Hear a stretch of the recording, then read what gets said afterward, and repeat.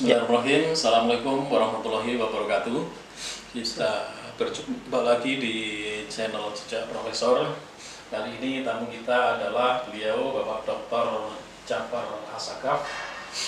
Beliau ini adalah dosen di salah satu perguruan tinggi negeri, perguruan tinggi keagamaan negeri tepatnya. Beliau kelahiran Ternate ya Pak Dokter. Ya. Beliau ini adalah doktor di bidang ilmu hadis. Beliau ini biasa mengajar tentang ilmu hadis, sirah nabawiyah, kemudian sejarah Islam dan sebagainya Pak Dokter. Pak Dokter Jafar, dari nama beliau ini pasti ada darah-darah keturunan Arab, betul kah Pak Dokter? Ya, alhamdulillah. Ya, dari Ternate, kerajaan Ternate ya Pak Dokter? Kesultanan Ternate. Kesultanan Ternate, pemirsa.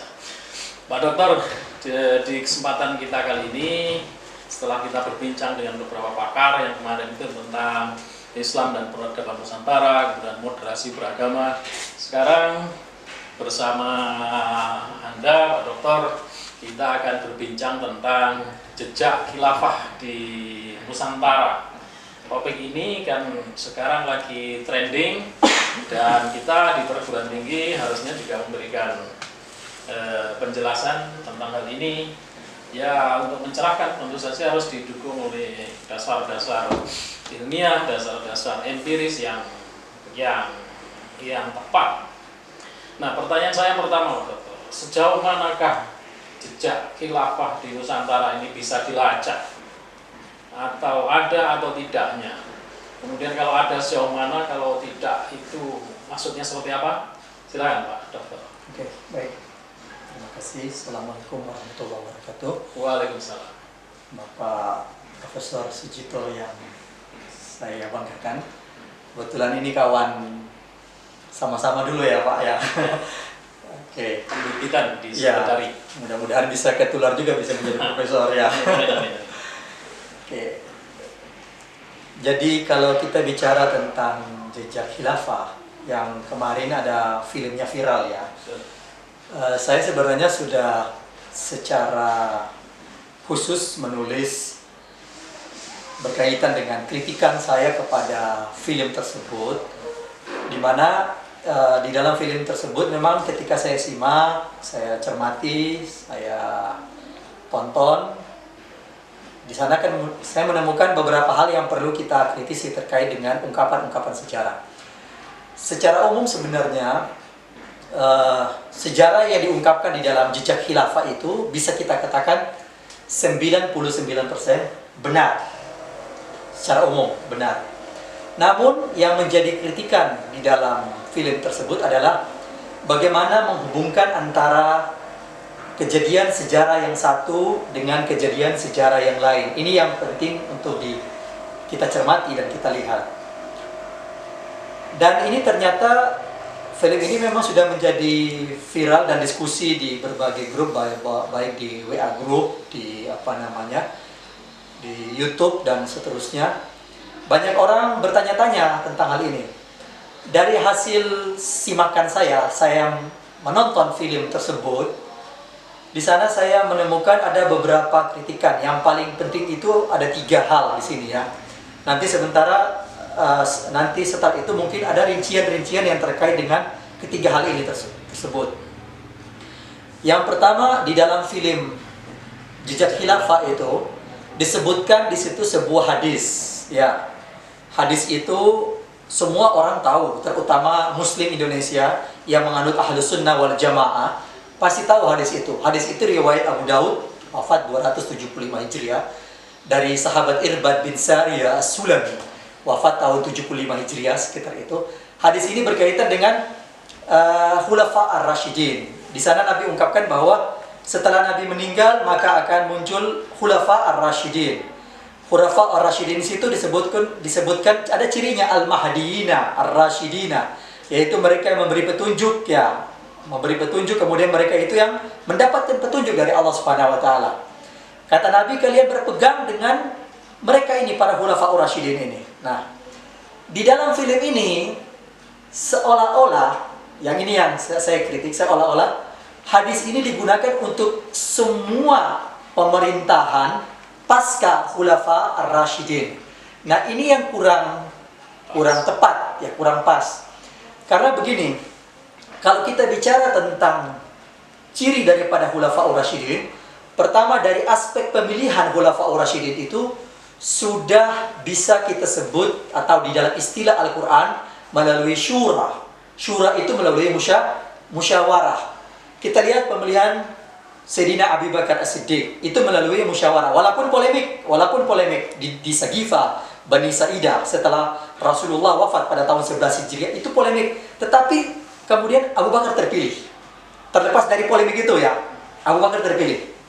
Ketika Sayyidina Abu Bakar mau meninggal, Sayyidina Abu Bakar memilih Umar bin Khattab, memilih, tetapi meminta persetujuan daripada sahabat-sahabat besar Muhajirin.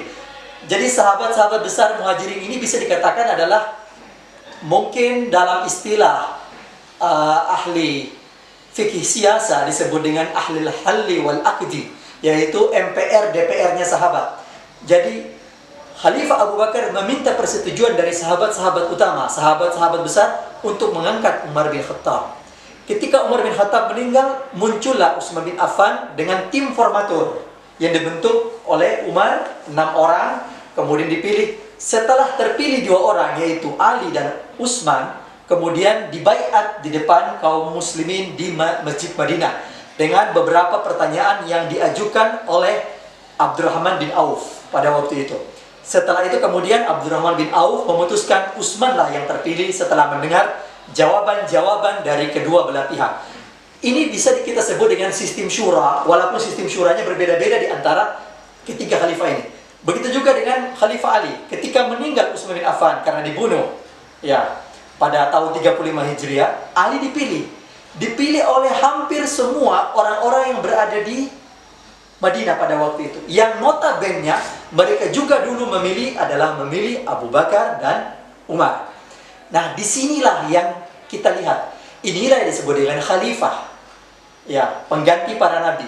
Kalau kemudian setelah itu kekhalifahan Islam ini berpindah menjadi dinasti, yaitu Umayyah dan Abbasiyah, tentu ini tidak bisa disebut mewakili sebagai khalifah atau kemudian kita sebut dengan khilafah.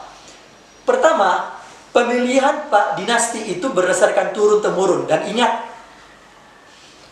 raja-raja, saya sebut raja karena apa? Karena di dalam Ibn Athir 630 Hijriah, Sa'ad bin Abi Waqqas, seorang sahabat Nabi yang pernah atau dinyatakan oleh Nabi salah seorang yang 10 sahabat masuk surga, meninggal pada tahun 55 atau 56 Hijriah.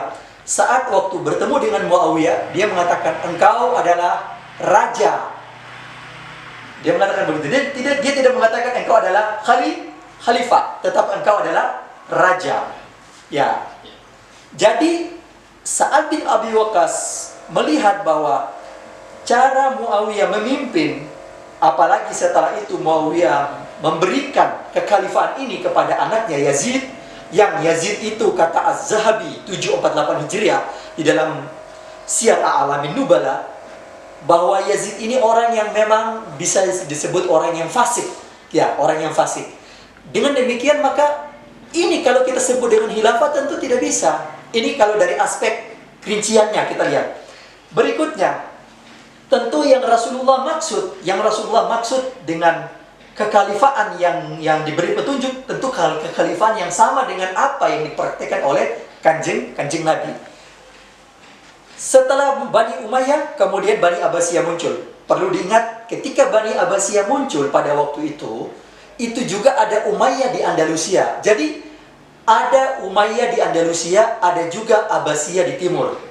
Dengan demikian, mana di antara dua kekhalifahan ini, baik khalifah Abbasiyah maupun Umayyah di Andalusia, itu yang disebut dengan khilafah. Ini yang tidak ada di dalam film ini, penjelasan di dalam film ini, sehingga orang mengira bahwa itu satu rentetan yang sambung menyambung, padahal ini terputus. Belum lagi kita bicara tentang Fatimiyah yang ada di Mesir. Fatimiyah itu sudah keluar dari kelompok Abbasiyah, artinya dia tidak mengakui kekhalifahan Abbasiyah itu, makanya dia mendirikan dinasti baru, yaitu dinasti Fatimiyah. Dinasti Fatimiyah ini yang